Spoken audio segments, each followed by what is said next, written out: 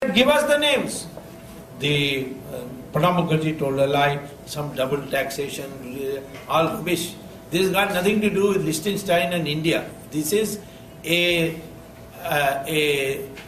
case of the German government getting, by informal methods, if I may use a euphemism, the names and ready to give it to governments. All other governments have made it public.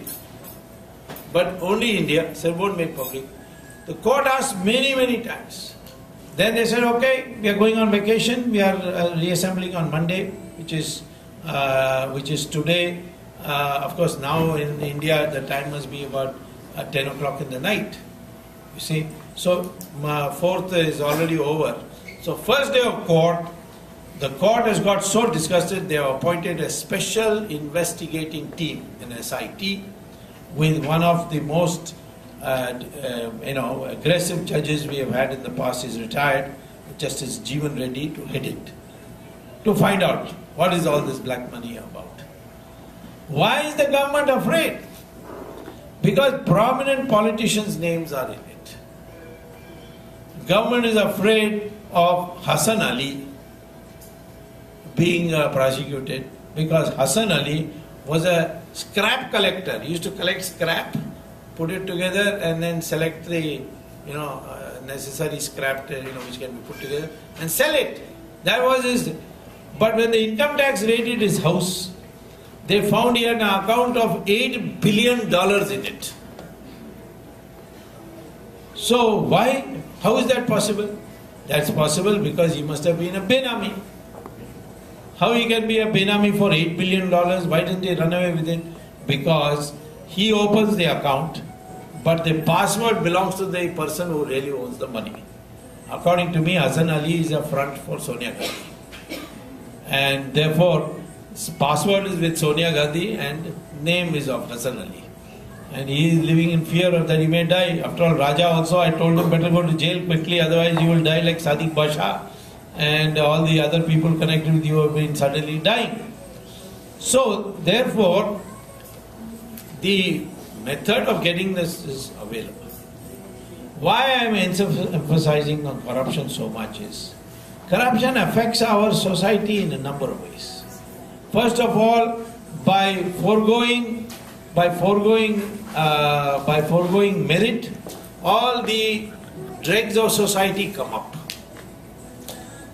All the dregs of society come up. Then, second thing is, all this black money that is available, what do? They give it for hoarding. So, vegetables are coming to the market, sugar is coming to the market, milk is coming to the market. Government has now introduced a new legislation for forward trading. So, black money is used to hoard all these things. So the prices go up. Middle class is all the time screaming, oh, prices have gone up. Why prices have gone up? Your growth rate is 9%. So much production is taking place. When your income is growing at 9% and your production is growing at 9%, why shouldn't there be inflation of 16% per year? It is because of hoarding. And hoarding is possible because of black money. So first effect is that. Second, with the black money, they buy all luxury goods, they buy air conditioners, they go to 5-star hotels and all. And the rate of return on the luxury goods industry starts going up. So investors say, why invest? Why not? Why invest in producing cloth for the common man, for goods for the common man? Let us go and buy, set up an air conditioning factory, open new hotels, 5-star hotels, that too, not ordinary hotels, 5-star, 7-star, all these hotels. So 5-star hotels are all the time full in India. Even when there is economic depression, it was full. Or go into real estate, and real estate prices are shooting up. Can you get a flat now for less than 25 lakhs in the suburb of Bombay? No, because of this availability of black money. So black money affects all of us by inflation. Then this black money some of it is, a good part of it, about 30-40% of the black money, is deposited in foreign countries. How? By hawala. Who is doing the hawala? Unfortunately, mostly those who are doing it are Muslims. And these Muslims have connections with ISI, because ISI will not allow you to function unless you give them a cut. So when a politician tells a hawala operator, put my money in Switzerland, the hawala operator will inform the ISI also that, I am doing Mr. So-and-so's hawala operation. This Sadiq Basha, he was a hawala operator for Raja. And because he felt let down, they were afraid he might speak up. And if he speaks up, then everybody will be in trouble. So that's why he was killed. Probably somebody from Dubai came and killed him. So, hawala operators will inform ISI, ISI will blackmail our politicians. Look at the political situation. We have politicians being blackmailed by ISI. We can defeat Pakistan on the Maidan, but we will lose it on the table because of this blackmail. So this is another impact of corruption. Then Chidambaram once and Sonia Gandhi had a conversation which somebody reported to me, in which Sonia Gandhi said, we put all this money in Switzerland and Switzerland doesn't give us interest on the deposit, because Switzerland's rule is that you pay a service charge if you want to put your money in a numbered account. So you have to put the money there and pay Switzerland service charge. So their money is going on contracting because the service charge is eating into what you have put in. So they invented something called participatory note. No newspaper dare publish anything about participatory note, because the government will then take it out on the owner, maybe have an income tax rate or something. What is this participatory note? You take cash to US Fidelity Investment, or you take cash to Morgan Stanley and put it there on their counter and say, please give me a participatory note.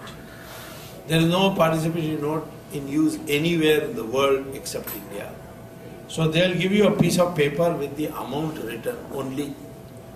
No serial number, nothing. But of course it will be in a fancy piece of paper. And you take that paper and go to India and give it to an investment broker and say, buy stocks.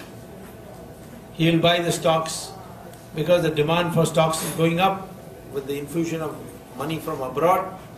Therefore, the stock market goes up. Then he says, sell. After he sells, he gets the money in rupees. And then you go to the Reserve Bank and show that I gave participatory note. So whatever money I earned has to be given to me in dollars. Chidambaram has passed a law saying that any proceeds of transactions out of participatory notes will be convertible immediately to dollars. So take the dollars and go out. And again buy a participatory note. What about capital gains tax? Well, for that also Mr. Chidambaram thought of some new way. He said that if you go to Mauritius and set up a $1 paid up capital company and bring that company to invest in India, then whatever capital gains is there will not be taxed. You and I will pay 25%. But Mauritius company will pay 0. Today, if you look at the statistics, the country which is providing the largest amount of foreign investment in India is Mauritius, more than United States and Europe and Japan. Now tell me why Mauritius should be number one? I don't know how many of you have been to Mauritius. There's nothing there except beaches. How is it possible for Mauritius, a country which can't even afford building proper infrastructure in their own country, provide so much money to India for foreign investment? It's all Indian money going. It's called round tripping, coming there for this purpose. So the stock market today is out of control. Anytime it will go up, anytime it will come crashing down. And the middle class is losing money. So these are the multivariate effects of corruption. And corruption is also now leading to a situation where foreigners are coming to get control of our country. Take what happened in 2G spectrum.